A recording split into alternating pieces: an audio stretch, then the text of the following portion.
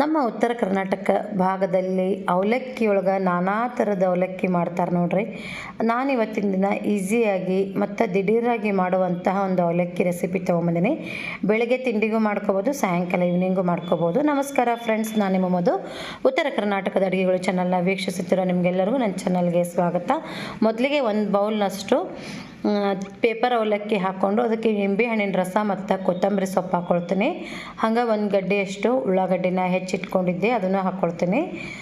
ನಿಂಬೆ ರಸ ನಿಮ್ಗೆ ಹುಳಿಗೆ ಎಷ್ಟು ಬೇಕು ಅಷ್ಟು ಹಾಕ್ಕೊಳ್ರಿ.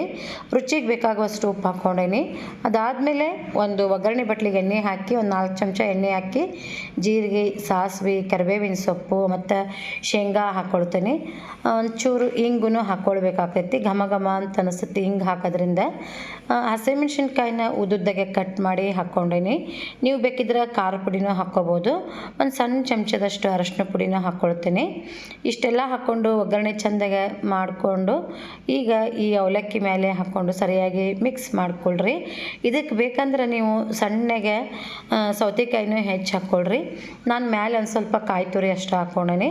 ಸೌತೆಕಾಯಿ ಸಣ್ಣಗೆ ಕೊಚ್ಚಿ ಹಾಕ್ಕೊಂಡ್ರೆ ಇನ್ನೂ ರುಚಿ ಅನಿಸುತ್ತೆ ಅವಲಕ್ಕಿ. ನಾನಿಲ್ಲಿ ಕಾಯಿ ತುರಿ ಹಾಕಿ ಸಿಂಪಲ್ಲಾಗಿ ಇದನ್ನ ಮಾಡಿಕೊಂಡು ಕಲಿಸ್ಕೊಳತ್ತ ನೋಡ್ರಿ. ಭಾಳ ಈಸಿ ಆಗೈತಿ. ಆಮೇಲೆ ಕಲಸಿದ ಗುಟ್ಲೆನ ತಿಂದ್ಬಿಡ್ಬೇಕು, ಇಲ್ಲಾಂದ್ರೆ ಭಾಳ ಮೆತ್ತಗೆ ಅನ್ನಿಸ್ತವ, ಆಮೇಲೆ ಟೇಸ್ಟ್ ಅನ್ಸಂಗಿಲ್ಲ. ಇದಕ್ಕೇನು ನೀವು ಪುಟಾಣಿ ಹಿಟ್ಟು, ಮೆಂತ್ಯ ಹಿಟ್ಟು ಏನು ಹಾಕೋ ಅವಶ್ಯ ಇಲ್ಲ. ಬೇಕಿದ್ರೆ ಘಮ ಬರಬೇಕು ಅಂತಂದ್ರೆ ಒಂದು ಸ್ವಲ್ಪ ಮೆಂತ್ಯ ಹಿಟ್ಟು ಹಾಕ್ಕೊಳ್ರಿ. ಹಾಕ್ತಾ ಇದ್ರೂ ನಡೀತೈತಿ. ಭಾಳ ಸಿಂಪಲ್ ಐತೆ ನೋಡ್ರಿ. ಒಳಗೆ ಟ್ರೈ ಮಾಡಿರಿ. ಈ ಮಕ್ಕಳು ಸ್ಕೂಲ್ ಬಿಟ್ಟು ಬಂದಿಂದ ಹಸಿವು ಅಂತಾರಲ್ಲ, ನೀವು ಜಲ್ದಿನ ಮಾಡಿಕೊಡ್ಬೋದು. ಇವತ್ತಿನ ಈ ರೆಸಿಪಿ ನಿಮಗೆಲ್ಲ ಇಷ್ಟ ಆಗುತ್ತೆ ಅಂತ ಅಂದ್ಕೊಂಡೇನಿ. ಹಂಗೆ ನಿಮ್ಮ ಫ್ರೆಂಡ್ಸ್ಗೆಲ್ಲ ವಿಡಿಯೋನ ಶೇರ್ ಮಾಡಿರಿ. ಹೊಸದಾಗಿ ನನ್ನ ಚಾನಲ್ ನೋಡೋರು ಪ್ಲೀಸ್ ನನ್ನ ಚಾನಲ್ನ ಸಬ್ಸ್ಕ್ರೈಬ್ ಮಾಡಿಕೊಂಡು ವಿಡಿಯೋನ ನೋಡಿರಿ. ಹಂಗೆ ಪಕ್ಕದಲ್ಲಿರೋ ಬೆಲ್ ಐಕಾನ್ನ ಪ್ರೆಸ್ ಮಾಡಿರಿ. ನಾನು ಹಾಕುವಂಥ ವಿಡಿಯೋಗಳ ಪ್ರತಿ ನೋಟಿಫಿಕೇಷನ್ ಮೊದಲು ನಿಮ್ಗೆ ಬರ್ತೈತಿ. ವಿಡಿಯೋ ನೋಡಿದ ಎಲ್ಲರಿಗೂ ನಮಸ್ಕಾರ, ಧನ್ಯವಾದಗಳು.